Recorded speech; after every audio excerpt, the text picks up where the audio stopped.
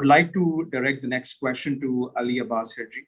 And the question is from the other side of the world, which is about insights into the private and public sector in the United Arab Emirates, and how are they keeping up with the approaching readiness with quantum computing, and what steps can they take to become quantum safe?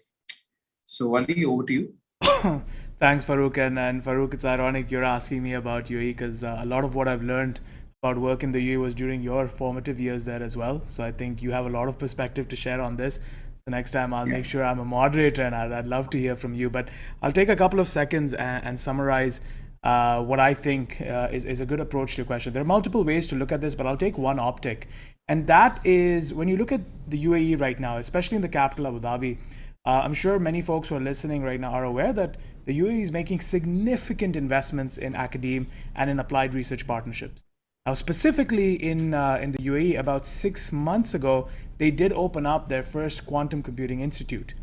This was in collaboration with a university in Barcelona, and I believe it's called the Technology Innovation Institute that they have assembled in Abu Dhabi, that is specifically intended to do two things.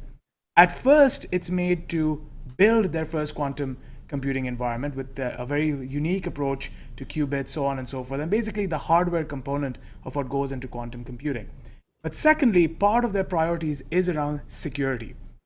What I like about what's happening in the UAE is, and the one thing that I will factor in, is that the UAE recognizes this as an area of research. I don't know if I fully say that this is the next preeminent threat from a computing perspective. However, the UAE has begun to recognize this as an area of research, but they're doing it from the perspective of, they recognize their geographical location. They recognize the kind of threats that are hitting, for example, critical infrastructure, and this day is dedicated to critical infrastructure. With the UAE's recent friendship and diplomatic ties with Israel, for example, the UAE is going to face a new barrage of different attacks, specifically targeting some of their critical infrastructure pieces and their physical cyber assets. So I think from that perspective, the UAE has taken the right steps, not only from a perspective of let us research quantum computing, but also from a perspective of what can we do now from a securitization perspective. These academic partnerships that the UAE is building, I think will place them very strong. Not only with the University of Barcelona, but as many of you know, just a couple of weeks ago, probably a month ago, the UAE announced the Golden Visa.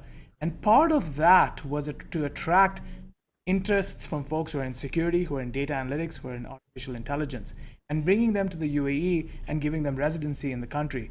I think this is where you begin to realize that the country is taking the right steps to prepare. This field is very, very new in terms of how we're talking about it from a security perspective, but it's been around for quite a while. I think the UAE is building the right ecosystem, to quote both Andrew and Florin, in order to research and develop homegrown solutions. So I do feel that they're well positioned. They're attracting a lot of interest from individuals, but I do believe that if they follow a very similar ecosystem like we have in Canada around research funding, especially if they're getting more people into their citizenry cohort, I think that funding and those programs will really present the UAE and the Middle East as a whole a powerhouse when it comes to research and security, but especially around quantum computing. The last thing that I will say with respect to this is, in my opinion, from what I see happening in the UAE and what I've spoken to a couple of folks over there in preparation for this session, the UAE is also spending a lot of time looking at how you can scale access to quantum compute.